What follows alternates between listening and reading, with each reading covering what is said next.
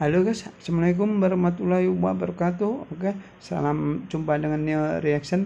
Oke, malam ini saya akan memberikan sebuah gambaran video bagaimanakah hasil akhir dari perundingan dari Amerika Serikat dengan Iran mengenai beberapa perjanjian-perjanjian dan perundingan-perundingan yang perlu dibahas. Ini adalah sebuah analisa dari seorang ahli analisa Timur Tengah, yaitu Mbak Dina Sulaiman. Oke, kita dengarkan bagaimana kelanjutan untuk hasil akhir dari perundingan ini. Perundingan nuklir antara Republik Islam Iran dan Amerika Serikat berlangsung di tengah atmosfer ketidakpercayaan. Terlebih Amerika Serikat masih menyiagakan kapal induknya di Laut Arab. Apakah dalam negosiasi kali ini Amerika Serikat bisa dipercaya? Kita akan membahasnya bersama analis Timur Tengah Dina Sulaiman. Bu Dina, selamat malam. Ya, selamat malam Mas Iqbal. Jadi usai menghadiri perundingan, sehari setelahnya utusan Amerika Serikat Steve Witkoff dan Jared Kushner mengunjungi kapal induk Abraham Lincoln di Laut Arab. Apakah negosiasi ini akan berjalan efektif dengan sikap Amerika Serikat yang ternyata tetap menyiratkan ancaman seperti itu, Bu Dina? Oh baik, sebenarnya kan perundingan yang dimulai oleh Trump ya, sebenarnya kan yang mengajak untuk berunding setelah memberikan ancaman berkali-kali, kemudian mengajak untuk berunding dan akhirnya Iran mau melakukan perundingan, tapi perundingannya juga tidak langsung ya, tidak tatap muka, dimediasi oleh Menlu Oman. Itu kan tujuan Amerika adalah menginginkan agar Iran menghentikan proyek nuklirnya, menghentikan pengayaan uranium, plus juga menghentikan pembuatan rudal. Nah, ini yang buat Iran adalah garis merah keduanya ya, karena pengayaan uranium yang dilakukan oleh Iran itu masih dalam koridor perjanjian NPT yang ditandatangani oleh Iran, sehingga itu sama sekali tidak melanggar hukum internasional, dan kemudian juga pembuatan rudal juga tidak melanggar hukum internasional, dan Iran membutuhkannya untuk membela diri. Sehingga sepertinya di sini memang deadlock ya, tidak mungkin ada dicari jalan tengahnya. Yang satu menginginkan seluruhnya dimusnahkan, sementara pihak Iran ya tidak mau, karena itu adalah masalah eksistensial juga buat Iran gitu ya.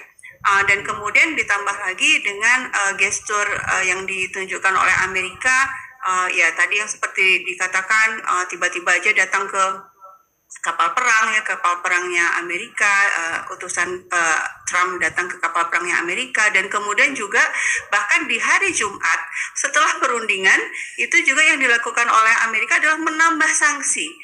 Kemudian Trump juga mengancam lagi ya, kalau ada yang mau berdagang dengan Iran itu dikasih sanksi tarif 25%. Nah, bagaimana mungkin ada perundingan yang baik-baik saja ketika di satu pihak itu isinya penuh dengan ancaman. Jadi saya pikir memang ini bukan perundingan yang baik ya, dan tidak didahului dengan rasa percaya, dan ketidakpercayaan dari pihak Iran itu juga sangat wajar karena diancamnya luar biasa ya, dan betul-betul dilaksanakan pula ya. Ada ancaman tarif, kemudian di embargo juga, ada 14 kapal pengangkut minyak Iran di embargo. Nah itu kan perlu kita pertanyakan, ini Trump betul-betul ingin berunding atau tidak sebenarnya gitu. Nah, tadi Bu Dina juga sudah menyebut ya, ada penambahan sanksi bahkan terhadap, saya sebutkan ini entities, kemudian ships atau kapal, dan juga 2 individuals. Selain itu juga Jared Kushner dan Steve Witkoff mengunjungi kapal induk. Ini kan artinya kontradiktif dengan tujuan negosiasi. Sementara kalau kita melihat Foreign Minister atau Menlu dari Iran sendiri menyebut sebenarnya ini a good start. Jadi sebenarnya bagaimana sih kalau lihat Amerika Serikat yang seperti ini, kan tentu terkesan jangan-jangan ini cuman greeting semata gitu karena ada ancaman-ancaman tersebut. Tapi Menlu Iran bilang ini good start. Jadi Anda menilai ini bagaimana, Bu Dina? Ya, memang kalau dari pihak Iran ada kata-kata good start, tapi sebenarnya penjelasan berikutnya sangat panjang ya, yaitu mengatakan Iran tidak akan mundur sama sekali dari pengayaan uraniumnya, Iran tidak akan berhenti membuat rudal balistiknya, kemudian juga Iran tidak akan tunduk dan seterusnya ya, menyatakan posisinya tidak akan tunduk pada tekanannya Amerika Serikat. Sementara Amerika Serikat menekan, sehingga tadi yang saya bilang kalau perundingan seperti ini sulit dicari mencari jalan tengahnya.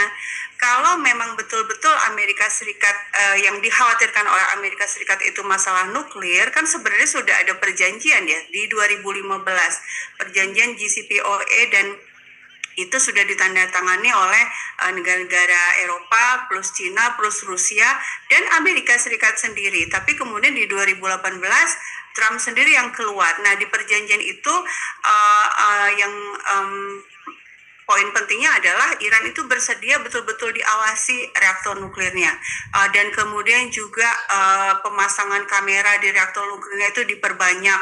Lalu Iran juga bahkan bersedia menghancurkan sebagian dari mesin pengayaan uraniumnya, bersedia mengurangi anggaran militernya. Jadi sangat banyak konsesi yang diberikan oleh Iran di tahun 2015 itu dan sudah dilakukan. Tapi imbalannya apa? Iran minta sanksi ekonomi dicabut, investasi asing boleh dibuka, dan Iran boleh bebas untuk menjual minyaknya dan produk-produk industrinya ke berbagai negara. Nah, ini sudah berjalan baik, negara-negara Eropa juga sudah happy ya, Rusia, Cina juga sudah happy karena bisa melakukan hubungan dagang dengan baik dengan Iran karena memang sangat menguntungkan. Tiba-tiba Trump yang keluar. Jadi kalau betul-betul memang Trump itu yang dikhawatirkan nuklir, sudah ada perjanjiannya, sudah ready gitu, tinggal masuk lagi saja ke JCPOA. Artinya apa? Sebenarnya Trump ini memang yang dia inginkan memang membuat huru hara sebenarnya. Karena apa? Ini butuh untuk kepentingan di dalam negerinya. Trump ingin menunjukkan dirinya sebagai strongman, orang yang kuat, presiden yang kuat, untuk mengalihkan situasi di dalam negeri yang sekarang semakin kacau ya. Demo besar-besaran sekarang ya. Ini kan ada perang statement ya, Bu Dina ya. Di satu sisi gesture dari Amerika Serikat tetap kepada rakyat. Dan Trump juga berpikir bahwa dengan mengalihkan perhatian publik pada isu-isu internasional, dia bisa mengalihkan tuduhan-tuduhan atau kecaman-kecaman terhadap dirinya yang memang tidak berhasil menyelesaikan masalah-masalah ekonomi di satu sisi Amerika Serikat tetap dengan gesturnya menyiagakan armada perang. Di sisi lain Iran menyatakan siap penuh jika Amerika Serikat menyerang, maka pangkalan militer Amerika di kawasan akan jadi target sah. Nah, dengan perang statement seperti ini, bagaimana nasib perundingan kedua nanti? Apakah ini mungkin terjadi? Apalagi yang pertama ini kan indirect talk ya, hanya melalui intermediary atau perantara. Perundingan kedua nanti akan seperti apa, Bu Nina? Saya pikir tetap nggak akan kemana-mana gitu ya, karena yang diminta oleh Trump itu sudah di garis merahnya Iran. Sebenarnya pertanyaan lanjutannya sebenarnya kenapa sih kok Amerika Serikat sedemikian keras menginginkan Iran menghentikan pembuatan rudal balistiknya? Siapa yang terancam dengan rudalnya Iran? Sudah jelas Israel gitu ya. Dan kita tahu bahwa Netanyahu setelah perundingan ini selesai ya, perundingan tahap pertama ini selesai, dan nada suara Trump kan juga sudah mulai berubah ya. Oh, kita ini sekarang perundingan sudah berjalan baik dan seterusnya. Itu Netanyahu itu minta supaya pertemuannya dengan Trump dipercepat. Jadi Selasa nanti dia akan datang. Nah, ini menunjukkan yang sangat khawatir dengan situasi justru Israel, dan kembali Israel di media sudah disampaikan Netanyahu itu berkali-kali ya tidak mau ada Iran yang kuat dengan nuklirnya, tidak mau ada Iran yang kuat dengan rudalnya, karena semua itu mengancam Israel. Nah, sehingga sebenarnya kalau faktor Israel tidak ada, kalau Amerika Serikat tidak ingin membela Israel, sebenarnya Amerika Serikat dan Iran itu bisa berbaik-baik, hubungan dagang, hubungan investasi satu sama lain itu bisa dilakukan dan menguntungkan buat kedua pihak. Tapi masalahnya kebijakan luar negeri Amerika Serikat itu selalu ingin membela Israel, dan Israel itu betul-betul merasa terancam oleh kekuatan senjatanya Iran, karena Iran memilih untuk membela Palestina dan memilih untuk melakukan pembelaan yang itu pula yang selalu muncul ya dari pembicaraan soal nuklir, di mana Iran selalu menuruti atau menaati kesepakatan soal nuklir, tapi di sisi lain malah Israel tidak pernah melakukan, tapi selalu playing victim atau merasa menjadi korban. Ya, betul sekali. Iran, Amerika, Israel tidak menandatangani. Nanti kita lanjutkan di diskusi selanjutnya, Bu Dina ya. Diawasi oleh PBB. Baik, terima kasih Bu Dina sudah bergabung dengan